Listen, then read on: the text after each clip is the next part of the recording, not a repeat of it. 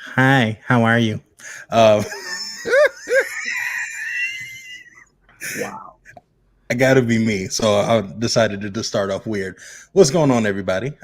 Welcome to When Men Are Intimate Live. We're just gonna wait maybe like 30 seconds as y'all come on and everything like that. If you want, go ahead, hit us up, let us know who you are. Yeah, just we want this to be very interactive, very engaging. Want you all to give your comments, your thoughts, all of that is super necessary. Um, And so if you tapped in to last week, we're just going to do not a full recap, but just kind of touch on a little bit of some stuff that we talked about. We got into this whole thing of the cost of a yes. And so as far as what was your yes that you had to give God. We even got into a little bit of like when it comes to like process and everything like that, when it comes to your yes and everything. And so it was, I feel like it was really great. And we also kind of defined in the very beginning what why do we call this when men are intimate. To put it in short, and again to repeat, this is a public expression of a private commitment amongst brothers. So we're just four of the brothers of a collective of guys that we've all committed to say, you know what, we're going to do life together. We're going to hold each other accountable. We're going to share those deep feelings and everything like that. We're going to be real open, honest, transparent. Like that's the kind of men that we're going to be. And so we committed to do that. And so we just wanted to clue y'all a bit into what's happening. And um, I think that's good enough for a quick recap and everything. Make sure you go check it out. Um, it's on Purpose Community, right? Yeah. Cool. So it's on Purpose Community Churches, YouTube, Facebook. I know all four of us, we share it on our own personal pages and everything like that. Make sure you follow us on IG. You'll see on the screen all of our IG handles and everything like that. Follow us, engage with us. Any questions, anything that you want us to talk about, let us know. We'll take your suggestions. We may not take it, but we'll take your suggestions for sure. And so for tonight, I think I gave y'all long enough of an intro to come on in here, so we're just gonna get to it. For tonight, if we're gonna call ourselves when men are intimate, we could have said when people are intimate, when Christians are intimate, but no, we focused on when men are intimate, right?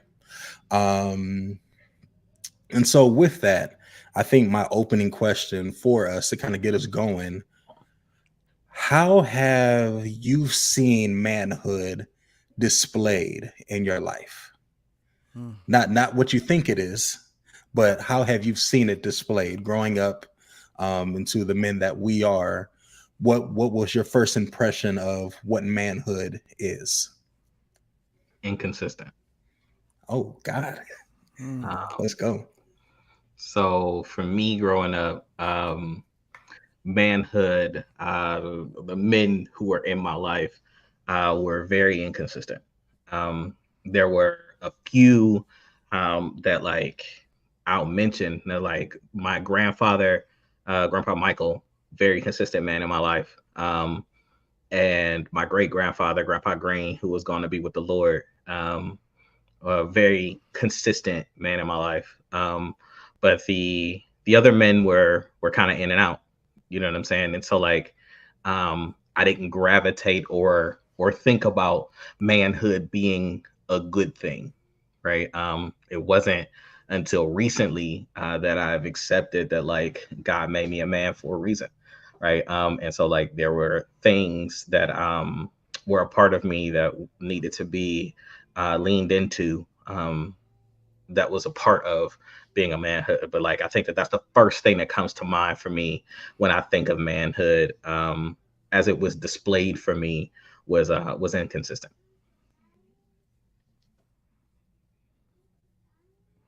I'll jump in because everybody knows Darius always goes last. So what does the word incongruent mean? What does that word mean? That's the word I have in my head, but I don't know what it means. Give me a sec. I can look it up for you. Let's look up incongruent. And If I could spell it, Lord So Jesus. Okay. the way that I understand incongruent is that like it's not what it's supposed to be. Like it's like the action of inconsistency. But you probably looked it up. What does it say? Now hold on. Merriam-Webster is giving me issues because I looked it up. It said not congruent. Cool, that's helpful. Yeah. So So, look up congruent. What does congruent mean? so congruent means okay. This is getting aggravating. Come back Yeah. to me. No, it means agreement or harmony, right? So incongruent would be something that is out of harmony. It's out of sync, Yes. right? It's not what it's supposed to be. Yes. Um, So that was the word that was in my spirit, and that was the accurate word. Um, One my more thing, Mo, before you continue. So I'm seeing one. It's like it's originally like a Latin word, and congruent is kind of meaning like meeting together, and meaning not. So not meeting, not together. So yeah, basically what Dylan said. so I was trying to pair my answer with some of what I heard Dylan say. Inconsistent, absolutely, and also incongruent. I remember that there was always men in my life who were positive influences, people who seem to have strength, wisdom, love mhm, to offer. Um, but the primary male in my life was the opposite of those traits. mhm, And it was like life would have harmony until the garage door began to open. Things would have peace until the door opened up and then shut. And so mhm, there was an incongruence to where there was harmony, and then all of the sudden when the man showed up, it was not harmonious. And I began to see that as what the strongest male looked like. This is the most powerful male that I know. So this is the most male of the males. So my thoughts are of men incongruent. Mhm. I think I want to add to what I'm saying is like also there were like my mom married married when I was like 10. Um and he was also kind of a savior idea for me. Um but not necessarily like somebody I could talk to, right? So like he took us from a place of um what was really like struggling to like living in a place that like we were comfortable, right? There were vacations, Mhm. things like that. But like emotionally, like we didn't connect. We fought all the time, right? And so like and when we weren't fighting, we were playing video games and there wasn't much of a like emotional like growth exchange there. There was provision, but there wasn't molding, right? And so I was Mhm. figuring out who I needed to be by myself, which was tough. I just want to add one thing before Darius goes. Whenever I was molded, I was never pressed into place. I was hammered into place. Hmm. Hmm. I'll just leave that there. Hmm. Hmm. We got to circle back to that. I know what you mean, but to even break more down, because man, but I don't need to circle back. You there? Yeah, that. go for it. All right, so small circle. So can you unpack that? So if you can go ahead and unpack that even more, 'cause I think whoever listens, you all are a smart audience, but let's even break it down even more. So like, so when you say hammered in, break that down for us. Sure. So, I mean, everybody knows. Maybe I shouldn't say that. Many men view that when you are raising men, training men, that a heavy hand is going to be one of the things that is going to make a boy into a man. Right? The world is not kind to men, especially black men, and so you have to have a certain level of strength and grit and all these things, and some of that's real. Um, but my comment that I made was that as a boy, you look to a man to mold you, to grow you, to press you into shape. And the times of my life where it would have been nice to have a firm hand pressing me into shape, I was hammered into shape. And so that came with hammering words or hammering actions. And so when you hammer a thing too many times, it eventually breaks. Yeah. And so I ended up breaking as they were forming me. And so I formed into a broken young man and then a broken older man who had to be broken down by God and reshaped. Talk that talk. Hashtag relatable. Hashtag relatable. Sheesh. Well, I guess it's on me. I've really been sitting here like pondering because I have a very interesting. The way I grew up was very interesting. I had two sides of a coin, similar to. Actually, what's interesting is similar to both Dylan and Maurice, but in a different and unique way to myself, where my biological father was in my life to a certain extent, and then might have been around the same age, darling, which is crazy. I think that's when around like 10 or so is when my mother got married. And so for me, a lot of what I saw, I had to kind of like sift through because they weren't the same. And so for me, a lot of it had to do with trying to figure out which path to take or how to bring the two paths together, which one is right, which one is wrong, if that's a thing or if it's not a thing. How do I blend the two together? And so I think initially a lot of what I believed when it came to manhood had to do a lot with what I had. And when I say that, like when I say what I had, I'm not just talking about material things, but I'm also talking about people. So sometimes it had to do with what material things you had, what jobs you had, but also what women you had. And so I had to really navigate that space in a sensitive manner and really honestly allow God to take me through that journey, because a lot of it very similar to what both of you said. Sometimes it didn't add up for me. So I'm trying to figure out like, okay, what's right? What's wrong? Do I go based off of the stuff that I see? And here's the thing too, not even just what I see in my home, but what I see in my environment.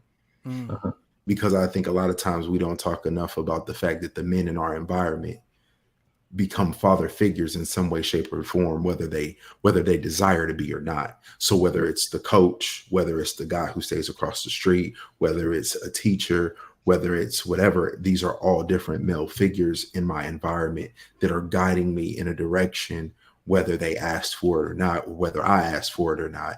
It's something that's guiding me towards that. And so based off of where I grew up, and there was a lot of questions as to what it really was supposed to look like, and how to take it. Now I'll say this, once my mom got married, I seen a different side of it based off of him and his upbringing. And so it was very interesting just to see the two dynamics of two people's different environments shaping them into who they were. Yeah. I didn't have all that context when I was a kid, though. You know? No, you don't get the context until you get older. You know what I'm saying? Yeah, Like like as a it's not like until it allowed me as an adult to have more empathy Mm. yeah. for them. You know, I mean, for what happened. But as a kid, I felt alone at times. A lot of the times. I grew up in a house where I was the only boy, and so like when my mom got married, and I'm gonna stop talking so that Jessica could get in there. But like when my mom got married, there was four girls, me, of course, my mom, and my stepdad, and like he worked like crazy, and so like the work ethic was modeled in front of me something crazy, Mm. right? So like the whole idea, like when I learned that like part of manhood was providing for a family, that was modeled in front of me pretty clearly, right? And like he worked like nobody's business, but that kind of left me at home kind of by myself trying to figure out like what manhood was going to look like for me, because I wasn't really into sports like that, and like that was part of manhood. I played sports because like that's what people did, but I wasn't like into it. You know what I'm saying? Like, Mm-hmm. I remember I played football my senior year, right? And the only reason I played football is because the guys who I wrestled with made me promise to play our senior year, and I hated every minute of it. Hated football. I did, man. Like it was a car crash on every play. I got Yeah. like it was not. I What didn't. position did you play? They had me on the line, bro. Like I played offensive guard. Um, Yikes. yeah, and so like there was a lot of pull plays, a lot of chop blocks, like because I was smaller, right? Like Mm. when I was in high school, I wrestled, and so I wrestled at a weight class of like between 160, 171, and 189. So I'm a small guy on an offensive line. Like guard is really the only position that I can play, and I'm doing a lot of tricks to try to like fool the Yeah. defensive line. You know what I mean? And I hated it. It was not great. um, Mm. but it was part of like it was part of now that I say it out loud, like it was part of what I learned to do to put on a mask of manhood because of what I didn't understand my manhood to mean. Right. And so I started constructing the mask of manhood, understand sports, right? So people don't call you gay, right? Talk to women in kind of way, like discuss it in the locker room, like all of that I started to construct because that's just what men were doing around me. And I didn't see anybody or nobody talk to me about it to do anything different. Right. Mm. It wasn't until I got to college that it was even a question that I could do something different, right? And Mm. even then, like we were all a bunch of young men trying to figure out what manhood meant, and that's a recipe for disaster as well. You know what I'm saying? And Mm. so, yeah, like I had some really other great influences, and it feels like this is where we're gonna be for the night. So I'm gonna chill because I need Jason to get in on this conversation. For sure. I know your daddy, so Yeah. I'm So wondering how it played out for you, brother. yeah, well, I don't know. When I think of manhood, honestly, the first word that comes to mind is affection. Mm, Because I'm fortunately and luckily and also kind of sadly too, um that like my experiences were very different from the three of you all, and and I'm blessed because of it, but of course it's sad because it shouldn't be that way, right? But the fact is, all I've ever known was a father in the home, mm, my biological father. It would be nothing.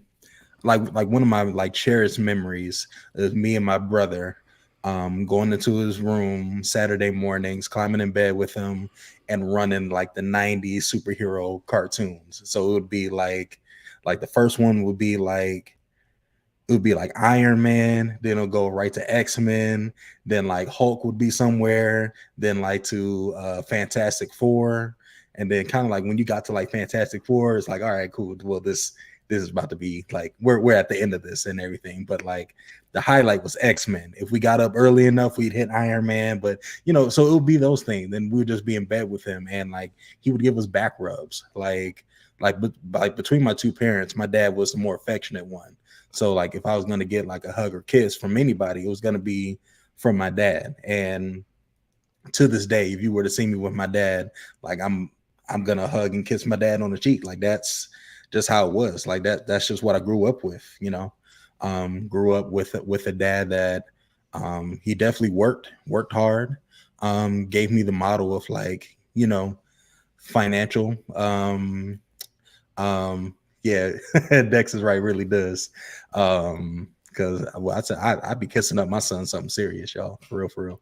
But I'm just being honest. But like my dad definitely modeled like providing for the home. And one of the models, and I'm sure it's gonna like come up again. So to kind of like lay this here, he showed me that like you do what you got to do to provide for your family financially, and then you pursue your passions on the side. So not that he didn't like, not that what he didn't like, he worked, he was a dean at a university, and so in higher education and everything like that. And so it was fine. Like he enjoyed what he did and everything like that, and got to see a lot, got to be a part of a lot of experiences and everything. Like I remember one time he brought in this one dude, and the guy was nice enough to like take me, my brother, and my dad all to like an Indians game. And like we had some pretty good seats and stuff like that. So like my dad always tried to make sure that he included us in as much as what he did. But he modeled that like, his Monday through Friday, he was going to be at the university working and everything like that. But he's also a gospel artist, a pianist, a musician. And so he would do that on the side. So on the side, he'd be, maybe working on a CD or two, or doing some music, or be a minister of music at a church or something like that. And I know music is really where his passions lied and everything, but it was like always, I got to provide for the family first. And so I saw that, and also saw that like you provide, you stay loyal to one woman, and if others give you attention, that's not such a bad thing either. Keep it a buck. Because I also remember like say like in kindergarten, I don't know why I remember this specifically, but like not kindergarten, I don't know, in grade school, he's dropping me off. And I had like a couple of my friends who were girls like waiting on me, and just say like, "Oh, hi, Jason," and everything. And then my dad, I remember him telling like, "Okay, man, you got the honeys, looking for you and everything like that, you know." And I'm like, "Yeah." Like at the time, like honestly, I feel a little awkward because like, I don't know about this, but it also kind of just like it did start to teach me like, okay, yes, stay faithful to one woman, but also like if others are checking for you, not such a bad thing. And so but I also will say that like it wasn't fully okay, if I be honest, because then a lot of my identity as I grew into manhood thought that my worth was based off of who was checking for me, like as long as I'm getting the attention of the opposite sex and everything like that, then your boy must be feeling pretty good. Like I must be doing kind of all right. And if they're not checking for me, then like, dang, what's wrong with me, so I mean, ultimately, really, like again, really good, really blessed and everything. But it's like nothing's 100%. Only God is the ultimate Father. But yeah. I'll say this, like it's amazing, like as you talk, how you can pinpoint when something starts, right? And then it spirals. You know what I mean? It gets out of control pretty cool and pretty quickly. You know what I mean? Like it's a thing when it comes to like when I was just sharing about like like the masculine manhood thing, and you sharing about like with your dad, how your dad did like the stuff happens so young, right? and it might be insignificant to the person who started it, right? Yeah. But like it has an impression that Yes. like it changes your world, right? Mhm. Which is a wild thing, man. It's a wild thing, and I'm just pointing it out because I find it interesting on how we get there, you know. Yeah, no doubt. And so from that, then, gentlemen, talking about what we saw manhood being now after we've all lived some life, we all 30 and up club here, and gone through some stuff and everything. What have you like? What is manhood from your experiences and everything now? For your definition, what does it mean to be a man? Brother, that's Wait. And more specifically, a man of God. What does being a man of God? We always like to even joke, man of God, and all that stuff. But like, what does it mean for real? Go ahead, Darius. for me, those things are different, right? And I don't know that they should be, but those things are different. When you start talking like man of God, I'm thinking like pastor, like I'm thinking like because the phraseology, the phrase of it, I'm thinking somebody who's like doing go for it. Why? Why is there separation? I'm about to explain why. Like I'm about to explain it. I'm not saying that this is a good thing. I'm just really interested in why there's a separation. Yeah. Yeah, because like the phrase that was used as I was growing up, when it came to spiritual leaders, they called them men of God, right? But that did not it did not mean, it did not have any indication on who they were as men. It was a position, not necessarily a character trait, right? And so like, wow, this dude be so deep.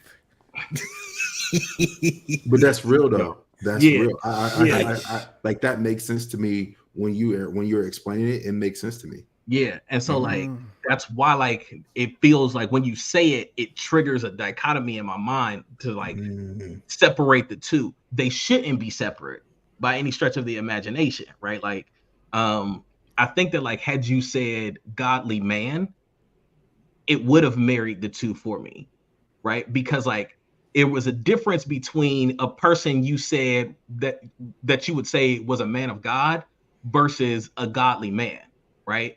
A godly man was somebody who may not have had a title, but was a leader, right? And you knew you could go to them for prayer, right? Like there are actual people that pop in my mind, right?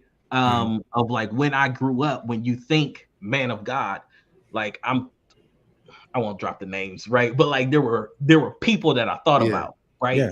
And then when you said godly man, you were talking about somebody completely different, right? Like you were talking about somebody who probably didn't have a title, but that was the person that everybody went to when you were in trouble, right? Like you was trying to get a prayer through when you was going through with your wife. You may not go to the man of God, but you might go to the godly man to stay married. Does that make sense? And sometimes they were the same person, right? One that I can think of. Amen. As an example, right? One that I can think of, and I'll call his name was Elder Mike Harris over at the Word Church. I think he's still there now, right? He's a godly man, right? Before I knew him as Elder Mike, right? Like he was a godly man. And so like he is also a man of God because he is an elder. But like that was a person that you would go to that was gonna shoot to you straight and tell you what was what, but also pray for you, right? But also like make sure that he might have asked you like how you was doing on the financial side, like are you taking care of your business? But he was gonna ask you also, when was the last time you prayed for your wife? Not the last time you prayed. When was the last time you prayed for your wife? Right? Like when was the last time you prayed about this situation? Why are you asking all these people for a word? Did you ask the Lord? Right? Like those are the kinds of conversations that I know from like godly men. right? And I guess in that I'm describing what I understand manhood to be at its optimal level for a human, right? Somebody who was taking care of their family, but above all else was sold out for God, right? And he let everything else fall into place based on his relationship with God. Bro, I think what's so interesting about this, because I'm listening to you talk, and I think like language, I think we have to understand how important language really is. Yep. And how and how like this is important even for having conversations, because you can say something to somebody and based off of your upbringing and their upbringing, it can be two different things. Yeah. And the reason why I say that is because like I was raised to be a man of God based off of character, not off of position. Mm. And so that's why I asked you that question. Like, what's the difference? Because for me, man of God didn't have said title, said position, said whatever. It was, as I'm raising you to be a man of God.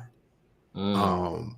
And so I just think that that's very like something for us to be aware of in conversations, that understanding like this is why this is important, right? Because understanding where we come from and what our how we see things is vital to how we move forward and how we're able to communicate.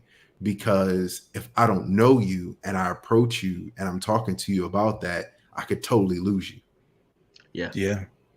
Yeah. Because like you said, immediately faces started popping up, Yep. not characteristics. Yep. And that is a major thing to me. And I think that it's just for me, it's just really interesting to see that, because again, for me, it's different. But you know, for me, I was one of them ones that based off of my experience, I see dad and father differently. Me too. Mm. Me too. Mm. So for me, You it's said dad all and father, right? yeah, Okay. dad and father are two different things. So like for me, based off of my personal upbringing, I know I'm kind of veering off here, but we were just Oh, trying to talk about a word. But based run off it. of my upbringing, like I always refer to my biological father as my dad. And so when I think of but being brought up in church or being raised a certain way, and as I got older and I look at God as a father and juxtaposed the two, I actually see God in my stepdad or bonus dad or however whatever language you want to use versus my biological. So when for me what's interesting for me is when it comes to how certain people will call God dad or daddy,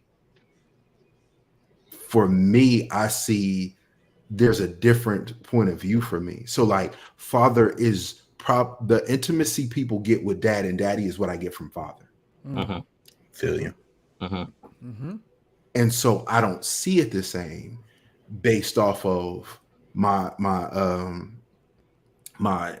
not necessarily upbringing, but my experience, right? So my experience and my lenses from my experience actually I see it in a different manner, very similar to how you said, like you see man of God versus what was the other phrase, the other term? Godly man. Godly man. Yeah, in two different ways.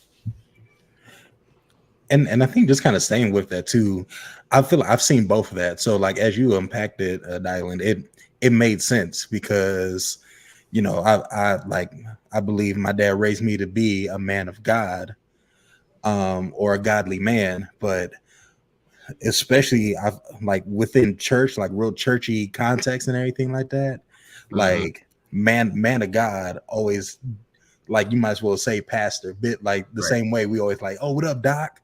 He Yeah. ain't got no PhD. Like he just regular Joe Schmo. Wow. Look, but it's like, Ratata. but you know, like dog, oh, what's going on, Reverend, and everything like that. We throw around these titles, and the man of God was right along with them. So I get like when you hear man of God, you might as well be hearing what up, pastor, what up, spiritual leader, what up, Yeah. you know, Yeah. something like that. And so I definitely get that. And then Darius, your point as far as like dad and father, I agree. I agree with that a lot. Even though dad and father was one and the same with me, a lot of times I think I just in recent years gotten more comfortable with hitting God with the dad, because I was taught to really like revere God. Like, yes, have a relationship with him, but like there's a certain way that you speak to God.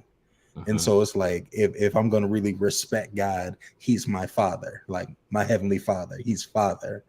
But I feel like as I've gotten older, and as I've really tried to grow in my intimacy with God, it's like, no, I got to hit you. I got to hit it more home.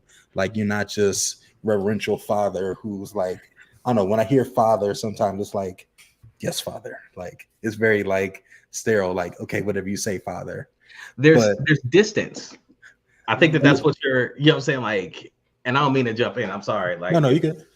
But like when you say father, like in that you're speaking of distance, right?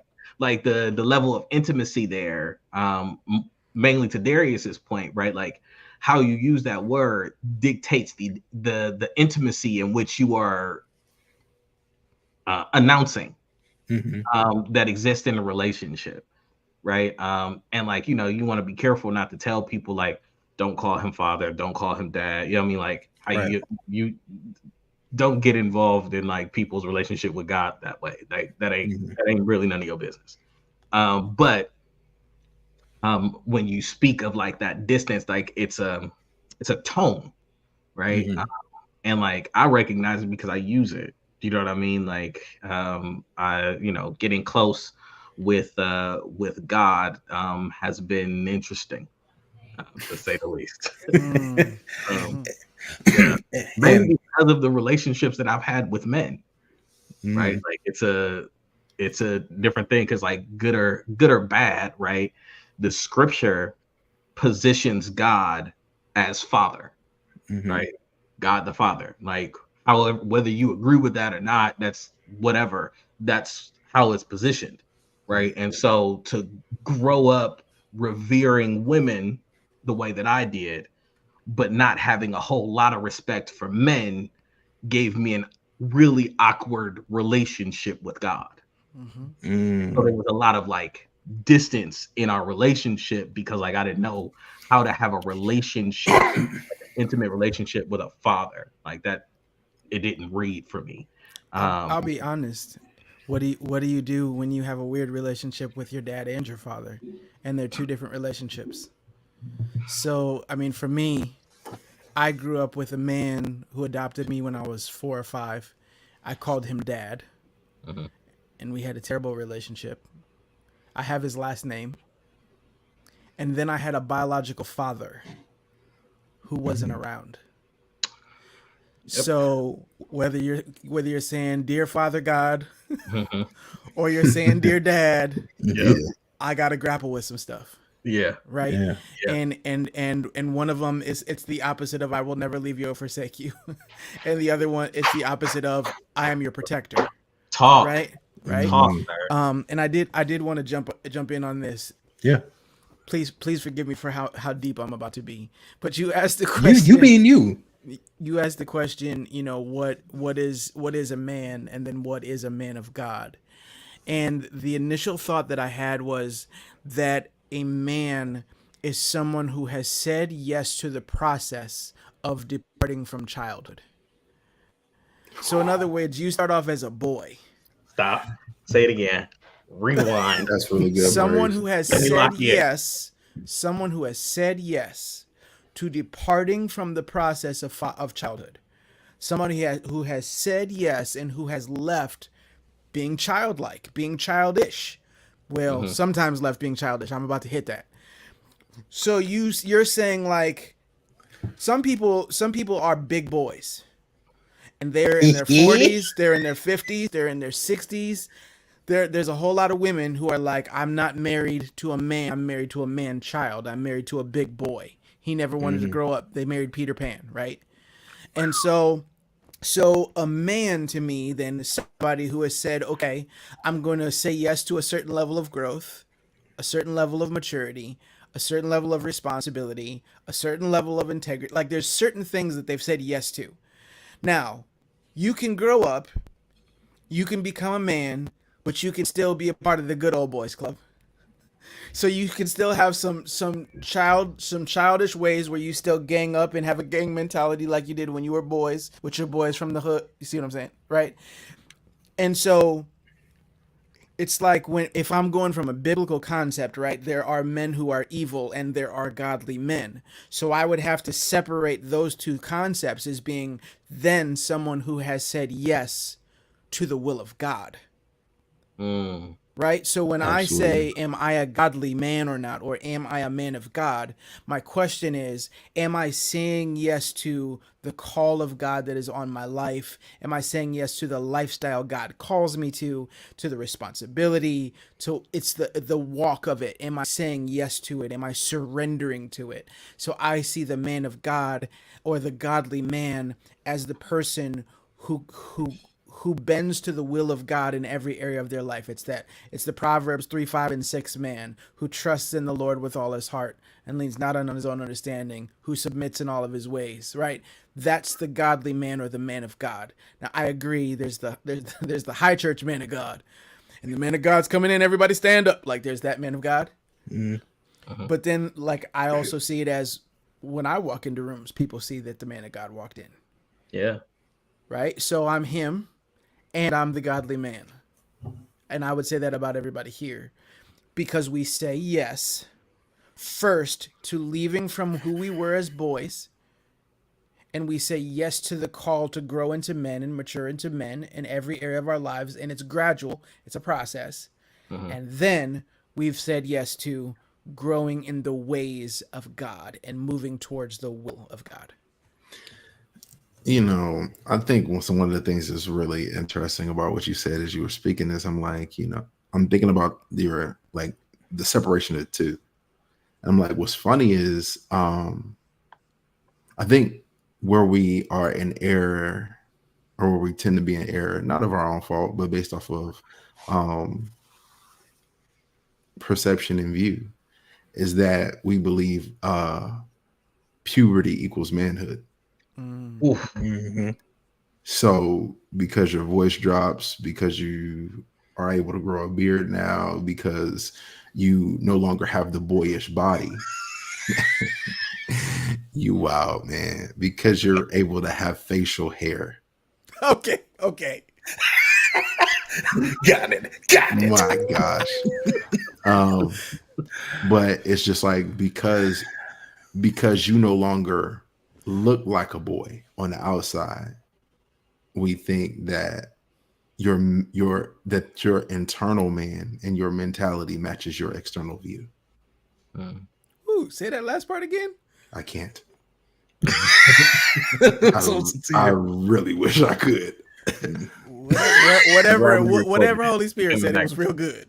It was good. It was Sheesh. good. So basically what you're saying is that like it's a two-step process, right? So like you can make the choice to no longer be a boy, right? And put away those childish things. And then you are met with another choice. Are you going to be an evil man or a godly man? Or a Right. worldly man and a Or a godly worldly man. Carnal man. Carnal man. Carnal man. and a godly man. Right? Give Yeah, them all the absolutely, words. though. Give them all the Right. words. Right. Pick But like your those word. become that's the fight. Right. I wanted to circle back just to something. I'm promising I'm gonna turn over the moderating duties right back to you, Jason.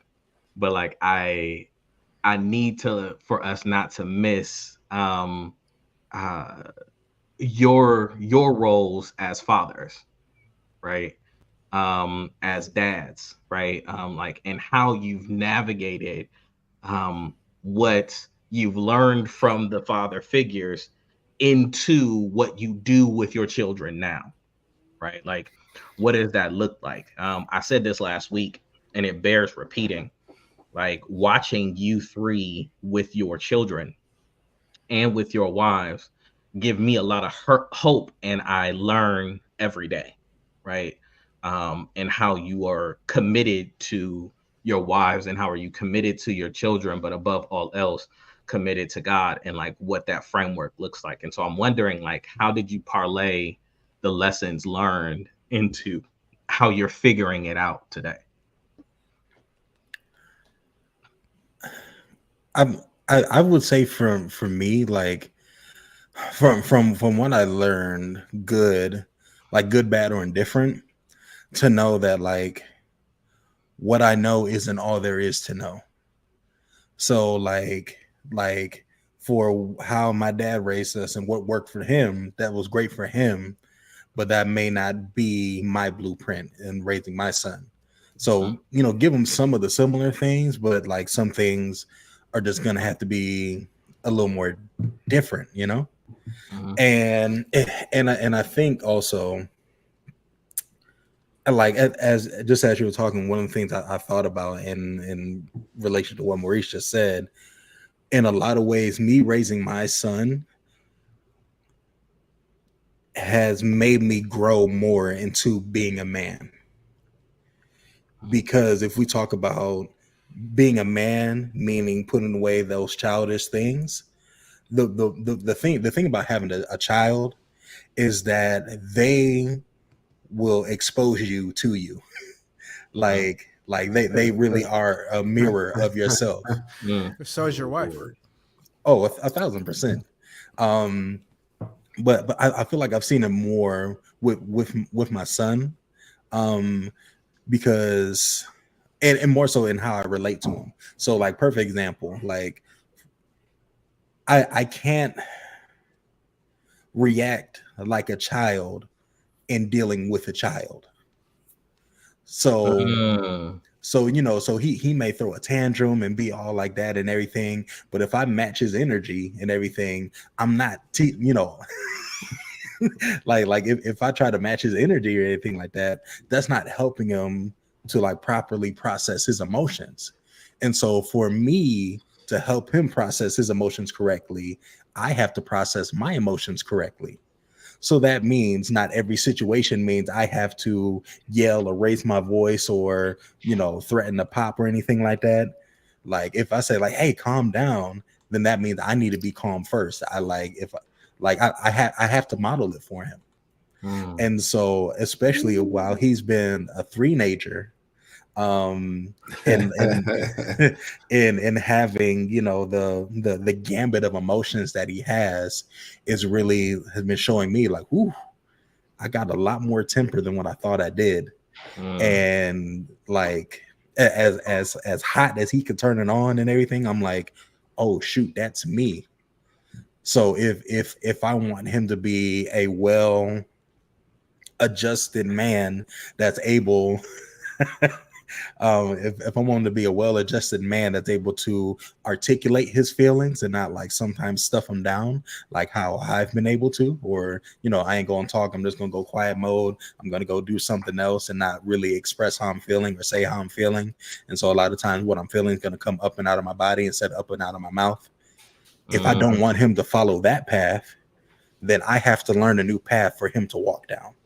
Yeah. Whew. um Whew. yeah, felt that one. And so yeah, that's been like the hard thing. So he's been making me turn into a man, especially when it comes to emotions, even more. So yeah. I will just say all, yes to everything you just said. And for me, I feel all of that with my wife and my kids. Because one of the things that it's easy for me to see is how similar my wife and my mother are. Okay. Mm. You know when they say Yep. like you marry your mom, but I Sure didn't do. see it at first because my wife and my mother actually have totally different personalities. Mm. They actually have totally different personalities, and I would even say different hearts. That's a whole other conversation for another day. And yet, there are certain things about them that are the same. My wife and my daughter have very similar traits, right? But the reality is, if you're around my daughter, one thing you're gonna notice, she acts like me. Mhm. So if my daughter's acting like me, and when I pay attention to my daughter acts like my mother. If my daughter acts like me and my mother, and my daughter's acting like me, then what is my wife acting like? Mm. She's also acting like me. So then at some point, I started to make the realization, oh shoot, I'm always looking in a mirror. So when I see my wife and my wife has a lack of faith in a moment, when my wife is I see me. I see my angst. I see my grapple. It's the same with my kids. I see my daughter's desire to do the right thing, the desire to help, her desire to lead. I see all these desires and I see it sometimes misplaced. And I see it all these things, right? And so when I see those things, it makes me say, how do I mature the stage that I'm at today? Because you right now are resembling me. How do I model the next level? Mm. Right? So oftentimes I look at them and I see my current stance because I'm the foundation of my home. So sometimes where they're rocking and rolling is where I'm rocking and rolling, where I'm unsteady. So when I catch it, and it's not every day, when I see it, I go, oh, we're off, which means I'm off. Lord, help me stabilize in this area so that I can model the next level of maturity. And obviously, the next level of maturity is going to come off differently for a 4-year-old and a 30-something-year-old, right? I'm not talking about one thing, Right. but I have just seen myself in my family. I see their big heart. I see their desire to please. I see their love of God. I had a funny moment 2 weeks ago. I was with a coaching client, and she said, "How is your son?" And I said, "Well, he just had his birthday, and we bought him a cape because his new favorite character is Bible Man." Okay, and so I say to her, and this is so crazy, right? I said, "It's crazy. We bought him a cape because he just walks around calling himself Bible Man." And she goes, "So he's a lot like his father." And I was like, "Oh, I see what you did. I see what you did there." I didn't see it at all till that moment. She's like, so he's just like his dad. I said, oh. Mm. Mm. My reflection. Boy, howdy. Sheesh. Boy. Boy, howdy. All right, Bishop, let's get in here. Um, Bishop's daddy. Listen, boy, that's such a loaded thing that you just said. Yeah. I'll say this. I think that I'm gonna kind of piggyback off of what Maurice was just saying. I did having my son hit different. Mm. I've always wanted a daughter my whole life. So having Madison and Riley was it. I always would say like I wanted like 2 boys and 2 girls type situation. But if I had to choose one, I'd be a girl dad. Mm-hmm. So Girl dad. having him shifted me because I experienced what Maurice is talking about. I remember one day looking at him and it was like I was looking at myself and it shook me to my core. Mm. Because I'm like, I feel like I have to raise me in a better way. Oof. Yes. Thank you for Freaking having yes. the words. Yes. Freaking yes. Come on, And Darius. so Gosh. because of that, it just hit differently with him not saying that I don't strive to raise them, the girls, any different. But for whatever reason, with him, it feels like I'm looking in the mirror. But ultimately, for me, the way I've kind of pieced everything together, um, there's been a whole lot of God being involved in it, because I've taken stuff from both sides, from both of my father figures in my life, the good, the bad, indifferent, and built upon that. But I also, Jason kind of touched on this a little bit earlier, also just understanding that you don't know everything. And so I've become a student of fatherhood. Mm. And so when I say I've become a student of fatherhood, I will research, look at books, listen to different people who are talking about parenting, things like that resonate with me towards being a father that doesn't turn my children away from the father. Yeah. That's good.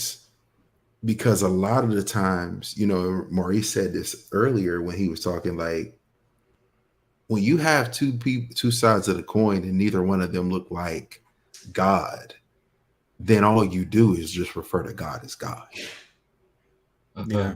Mm. And you leave it at that. Mm. Like, even for me, I had to get to a point where I didn't just refer to God as God and leave it Right. there. Mhm. But that came with growth and learning and maturity. And so um I think you have a lot of grace, or I've come to have a lot of grace even for my parents in the midst of it all, because I didn't have my first child biologically until I was 30, and I'm thinking about how lost I was, and they were in their 20s. Mm-hmm. Yeah. Mm. Yeah. That part. And so it's given me a different perspective on my parents overall, as well as myself. And then even being able to tell my kids, like, I'm not perfect. Like, what are the things that I take into consideration that I wasn't growing up, that I wasn't raised, is like, I'll let my kids know that I missed it. Mm. Me too. Like, you know what? I missed that. Like, that one went on you, that one was on me. Um, because I'm not right all the time. Yep.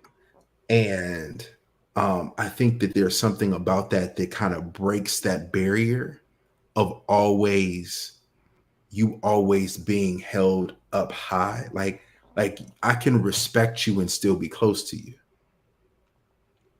Mhm. Yeah. And we do it often, but I don't think we really know how to teach it, or we've experienced it. But for me, ultimately, is I've done my best to really be a student of it.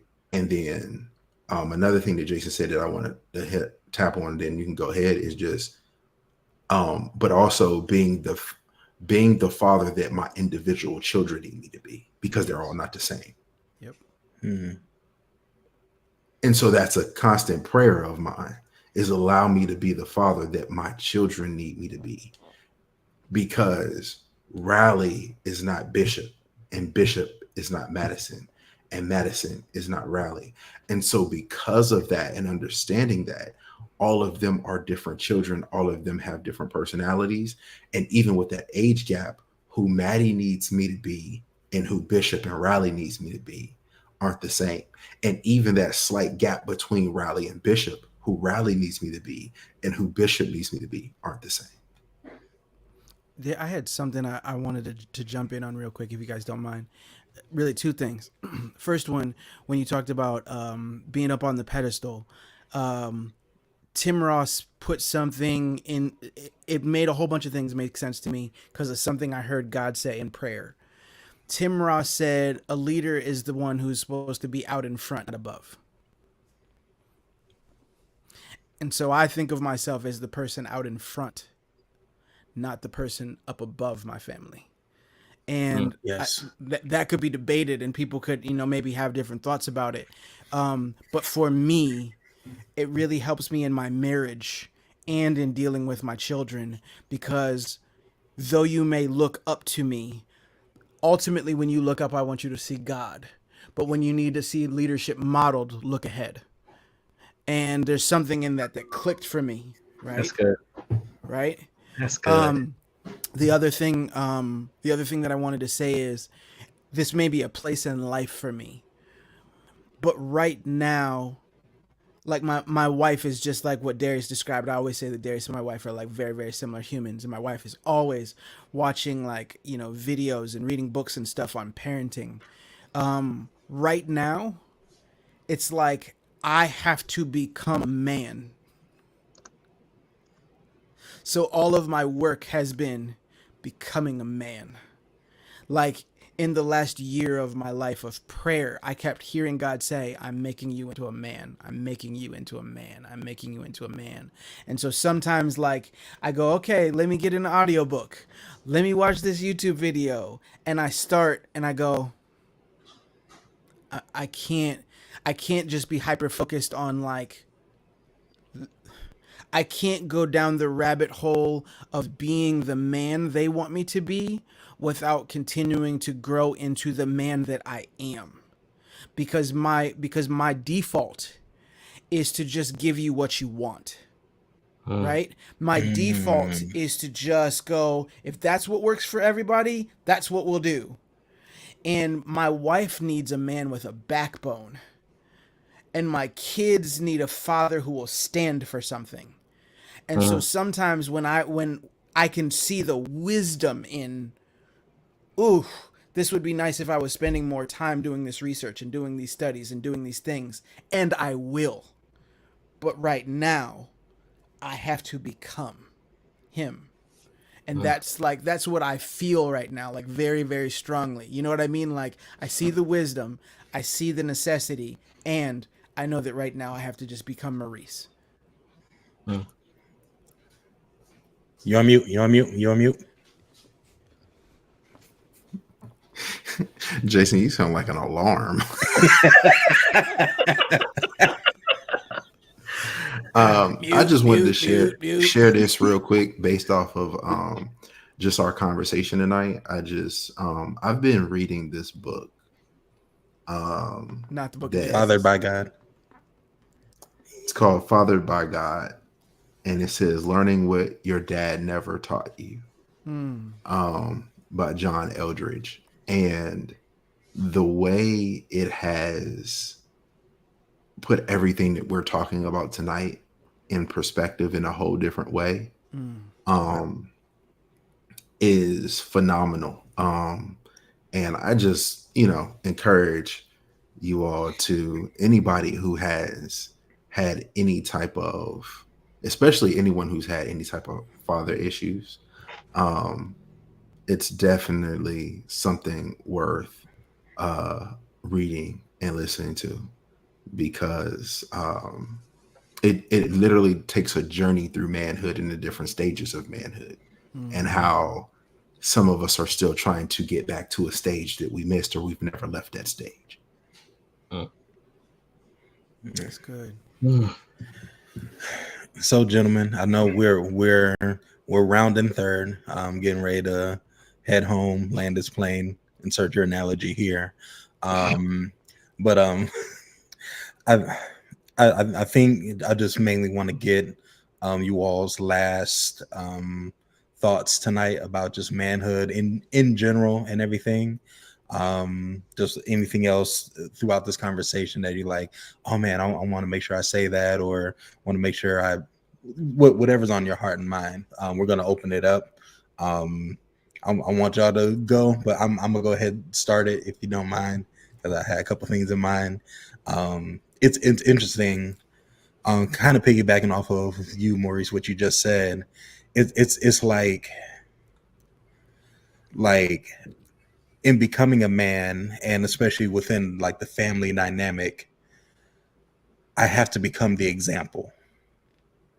So many times, how manhood is defined in our society. It's about what you produce, what you can provide, and mainly that's in finances. Mainly that's in creating a comfortable life and home for your kids. That's why you got some men that work, 70, 80 hours a week, but never really see their family. But they think that they're, doing what's needed for the family because this is what a man does. He provides.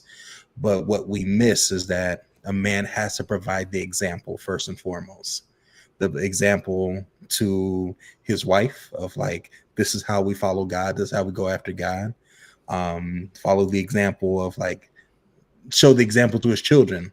Hey, this is how you go after God. This is how you handle your emotions. This is how you treat things with civility. This is how you show respect, the whole nine. And I think a lot of times us as men may miss that because we're so inundated with, you got to provide something. Like our worth a lot of times is so tied to what we're able to give out, what we're able to provide, and we miss it that it's those intangibles that we need to provide and show that makes the difference. Not so much, oh yeah, growing up I had a PlayStation. Yeah, that's cool too.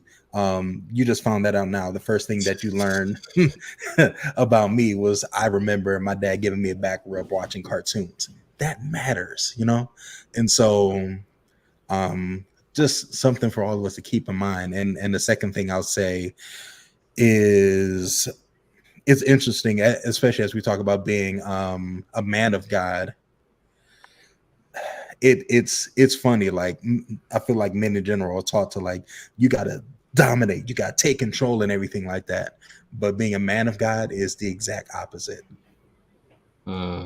It's about releasing control. Because if we're really like, again, going back to Maurice, like, well, from what you were saying, if we're really gonna make the decision to follow God and submit to Him, we can't submit and still trying to hold on to our idea of manhood.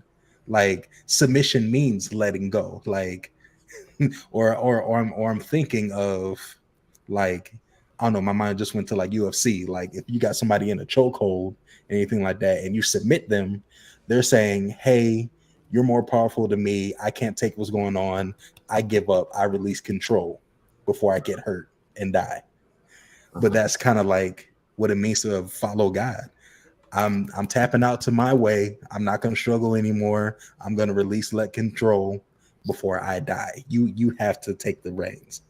And it's so countercultural because, again, men supposed to take charge. I'm a man. And to be a man of God, to be a godly man, it's such the opposite. We have to relinquish control. So yeah, just want to throw those couple things. Just those couple things. Got it. Yeah, just a couple things.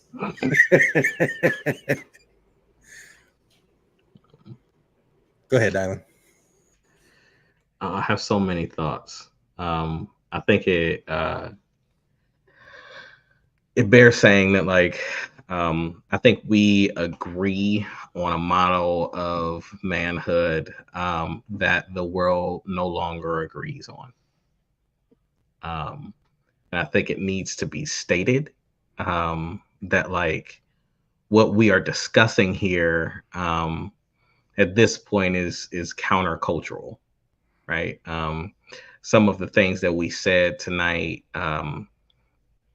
could be seen as subjugation of our wives and children, right?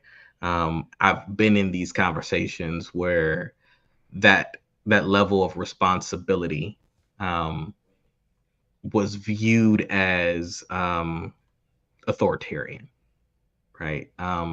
Even being a loving authoritarian, you could be a loving dictator, but you're still a dictator, right? And so, like, I think that I'm looking forward. I think that we should have a conversation about like how we navigate our relationships with our wives, because I think that that'll be an important conversation to have.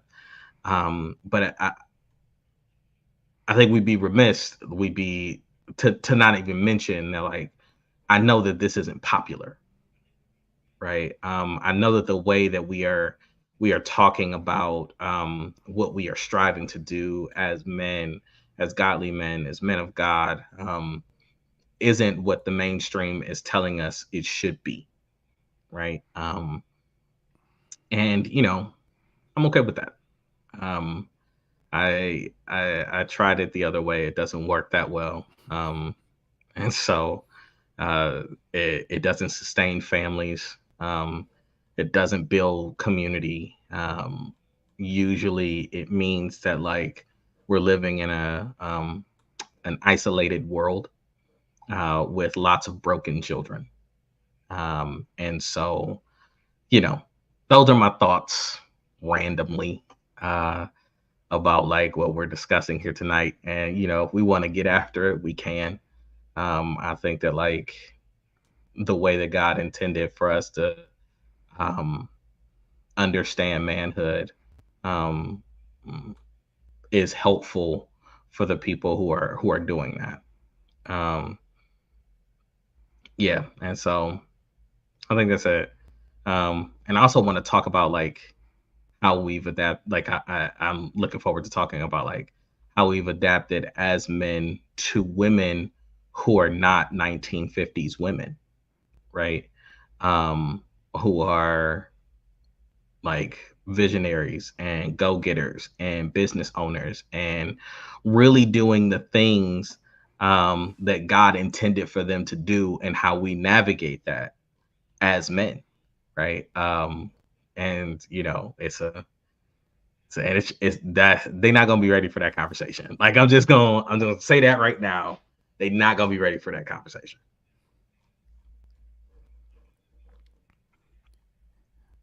I can go. It's funny because, Dylan, we were very much in the same place. That when he asked the question, "What else do you have to say?" My thought was, um, in a culture where the world is up in arms as to what a male is and what a man is, and in this world that we are in right now, if you were to bring 20 people into the room and ask them what a man is and ask them what a male is and ask them all these other questions, you might actually get 20 different answers, at least maybe 15. And so I see the necessity for me to worry less about what a man is, and I'm trying to be really hyper focused on what the man is that God is calling me to be. Boom. Right? Like because Boom. because if I Yeah. get too lost in like all these definitions, well, technically speaking, okay, Lord, who Mhm. is the man who you put me on this earth to become? If I'm a That's it. godly man, if I'm a man of God, if I'm a child of God, who have you called me to be? Yeah. And sometimes we can get caught up in the minutia of the bigger picture, and I think the bigger picture has to be questioned, has to be talked about, has to be considered, and I have to always go back to saying, Lord, show me the way so that I can become the man that you called me to be. I love the way you put that. Um, because like I'm not very concerned about like all of the other definitions. Some of which I might agree with. It doesn't really, mean a hill of beans. Like I am more concerned about like what I don't want to judge what another man should be. I want to Right. be clear about like what I'm supposed to do, what he called me to do, That part. and what manhood is supposed to be for me. Yes. Right. And so yeah, that's good. You put that together well. I don't really have much to say. I feel like I said almost everything I really needed to. I think the biggest thing for me would just be to encourage us all to really pursue being fathered by God. I feel like that journey in and of itself, and the journey of, like Maurice talks about becoming a man, and shoot, becoming a son will teach you more about what it really means to uh have a father, and it'll translate over into everything else. It'll eventually help you understand. I think we can get to like, I'm gonna say this. I think we get to a point where that you'll be able, like Jesus, to say, "I only do what I see my Father do." Mm. That's good. That's good. That's good. Mic drop from the bishop. I love it. That High part key. every time.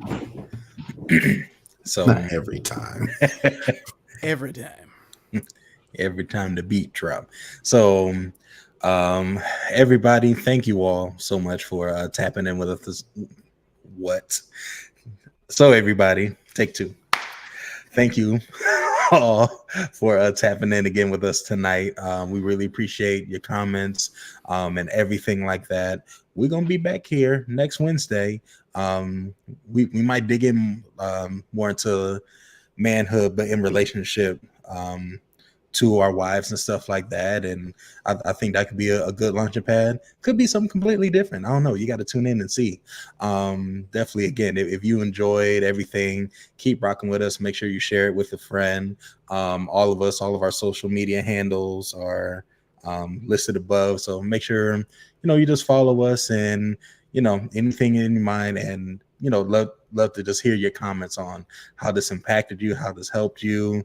Because even if you're not a man, but you're listening to it, maybe it helped understand the man in your life, and or at least maybe encourage you to, like, man, let me understand a little bit more, like, what he goes through as a man trying to figure out manhood, whatever the case may be. So with that being said, this 1 Minute Intimate Live, and we'll catch y'all next week. Y'all be blessed. Peace. See you guys.